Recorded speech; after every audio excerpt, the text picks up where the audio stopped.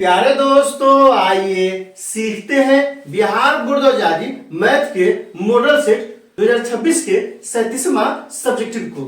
दोस्तों, आप यहाँ देख रहे हैं मॉडल सेट 2026 के 37वां सवाल है। एक शंकु के छिन्नक जो 45 सेमी ऊंचा है के सिरों की त्रिज्याएं 28 सेमी और 7 सेमी है, इसका संपूर्ण पृष्ठीय क्षेत्रफल ज्ञात करें।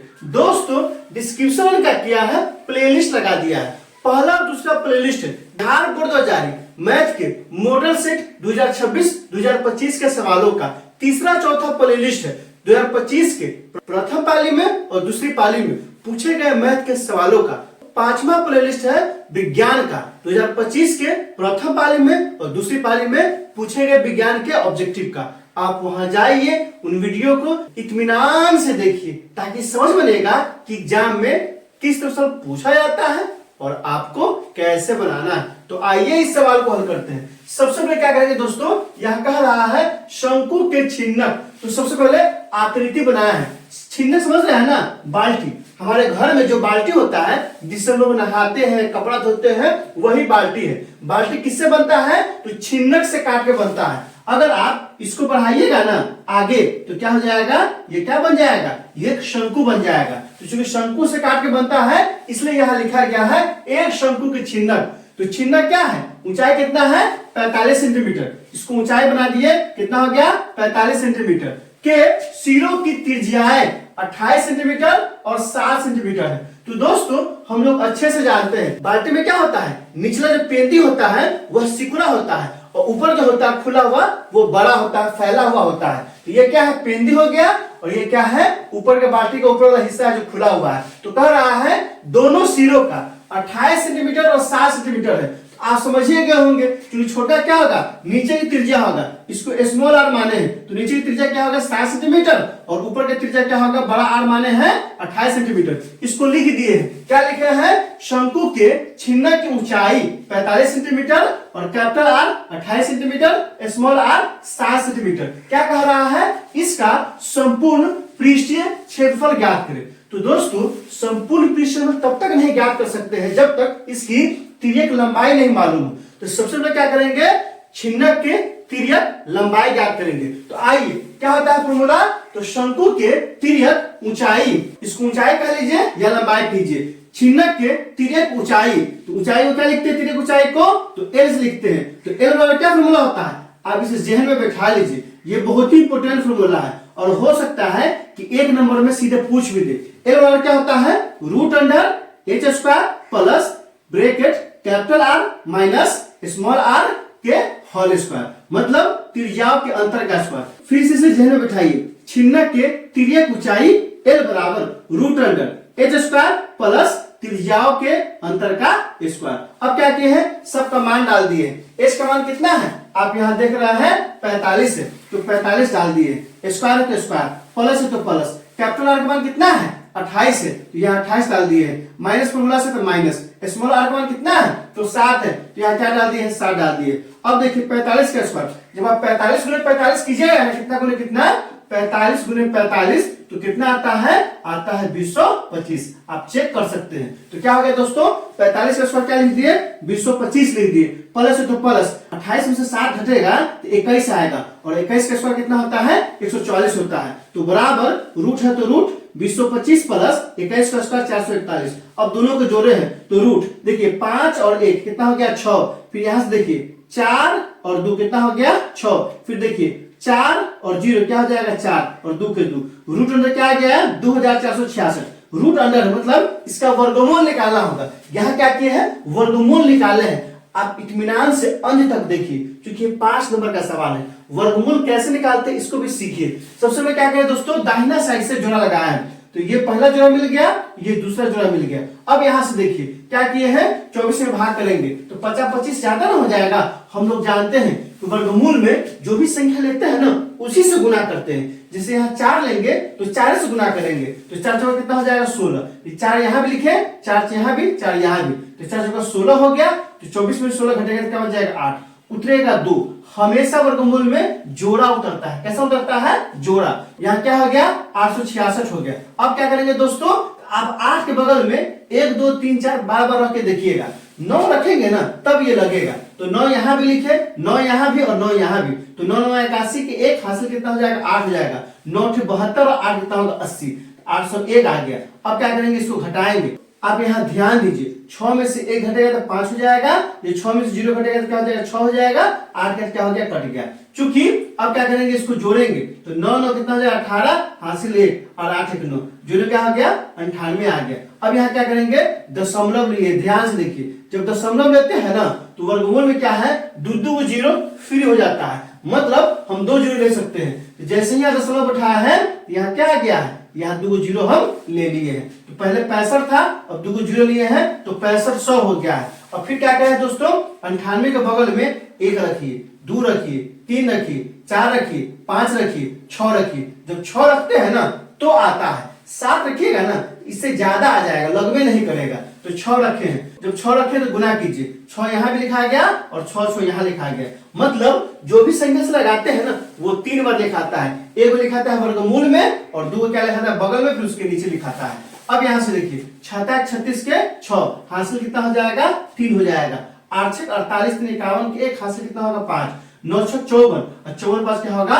59। अब यहाँ से देखिए, इसको घटाएंगे तो 0 में से 6 घटेगा? नहीं घटेगा। हासिल लेगा 10, 10 में 6 गया कितना हो जाएगा? 4। ये हो जाएगा, चूंकि दे चुका है हासिल तो 9, 9 में से 11 कितना हो जाएगा? 8। ये हासिल ले चुका है, बचा 4, तो 4 में से 9 नहीं घटेगा। फिर इससे लिया 14, 14 में से 9 गया कितना हो जाएगा? 5। ये 5 के पास क्या हो जाएगा? कट जाएगा। अब इसको जोड़िए, 6 6 12 के 2 हासिल 1, 8 1 9 और 9 के 9। अब क्या करेंगे दोस्तों? फिर 2 जीरो क्या है? बढ़ा दिए हैं। अब कितना बार लगाएंगे? इसके बगल में 1 2 3 बार बार रख के देखिएगा तो 5 बार में लगेगा। तो जैसे ही 5 में लगेगा क्या हो जाएगा? 50 25 के 5 हासिल 2, 5 10, दोबारा के 2 हासिल 1, 2 बचे 45, 1 46 के 6 हासिल 4, 2 बचे 45 4 49। इसको घटाएंगे तो इतना आ जाएगा। 5 यहाँ में लिख दिए। चूंकि 2 अंक तक आ चुका है, मर्जी है तो तीसरा भी आप क्या कर सकते हैं? ले सकते हैं। लेकिन 2 अंक तक आ गया है तो तहस काम हो जाएगा। तीसरा चौथा मर्जी तो आप लीजिए, लेने की जरूरत नहीं है। तो क्या आ गया दोस्तों? 2466 का वर्गमूल क्या आया है? 49.65। तो यहाँ लिख दिए, क्या लिख दिए हैं?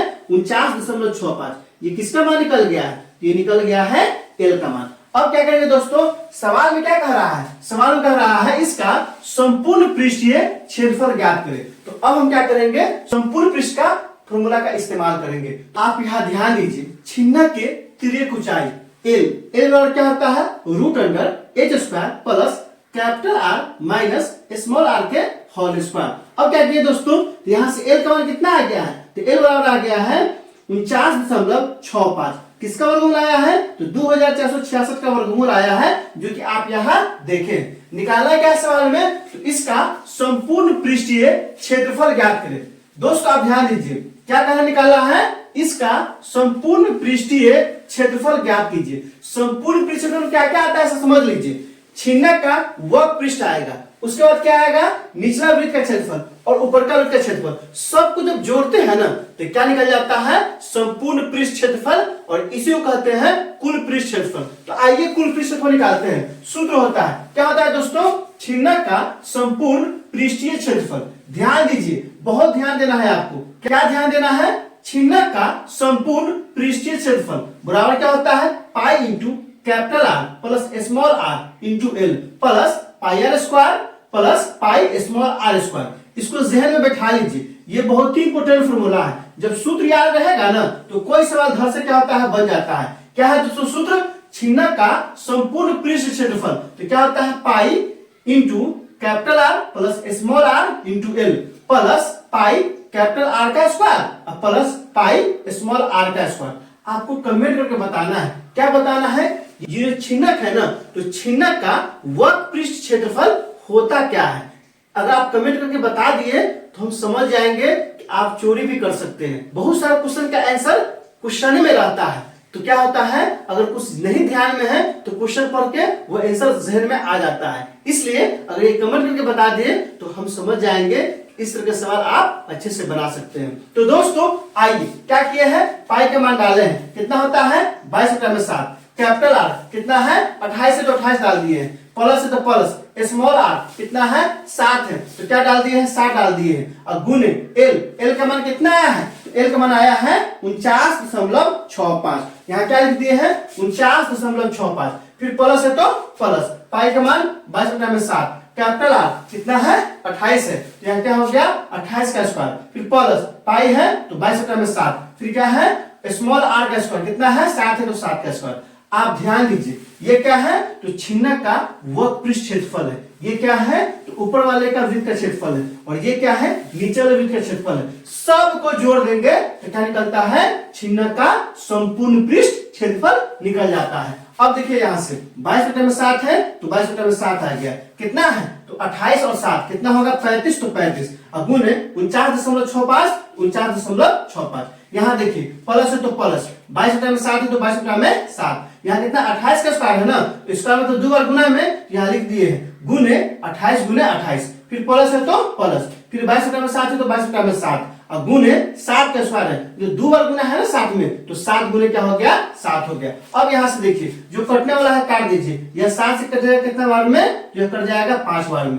यह 7 से कितना बार कटेगा दोस्तों, यह कट जाएगा 4 बार में, और ये 7 से 7 क्या हो जाएगा कट जाएगा। अब गुना करके लिखिए, इसको गुना करेंगे तो क्या हो जाएगा 22 पंचे 110, तो गुना करके 110 आ गया है, फिर गुणे 49.65, 49.65, फिर प्लस है तो प्लस, इसको गुना कीजिए तो 22 क्या हो जाएगा 88 और गुणे 128 बचा है 28 हो गया, फिर प्लस तो प्लस 22 और 7 गुना कीजिएगा तो 22 से क्या होता है 154 हो गया। अब क्या करेंगे दोस्तों आप ध्यान दीजिए, अब क्या करेंगे 110 से गुना करेंगे 49.65 में, आइए गुना करते हैं। 11 पचे क्या हो जाएगा 55 के 5 हासिल कितना हो जाएगा 5, 11 66 और 66 और 5 कितना होगा, तो 66 और 5 कितना हो जाएगा दोस्तों 71 होगा, तो 71 के 1 हासिल कितना हो जाएगा 7 हो जाएगा। 11 ने 99 और 99 और 7 कितना होगा 106, 106 के 6 हासिल कितना हो जाएगा 10 हो जाएगा। 1144 और 10 54, तो 54 के 54, एगो जीरो था तो यहाँ एगो जीरो क्या करते हैं डाल देते हैं, कोई दिक्कत नहीं। इस दोनों को गुना किए हैं तो इतना आया है। अब यहाँ से देखिए 88 से गुना करेंगे 28 में, तो यहाँ 88 से 28 में गुना किए हैं, 88 64 के 4 हासिल कितना हो गया 6 हो गया, 8 में 16 6 22 के 22 हो गया, फिर 88 से 8 से गुना करेंगे 28 में तो 224 आ जाएगा, इसको जोड़ दिए 4 के 4 4 2 6 2 2 4 2 के 2 कितना आ गया 2464। यहाँ क्या लिख दिए इसको हटा के 2464 लिख दिए, फिर प्लस है तो प्लस 154 154। अब सबको जोड़ते हैं, क्योंकि दशमलव के बाद क्या है 5 जीरो है ना, तो यहाँ क्या लिख देंगे दशमलव के बाद 5 जीरो।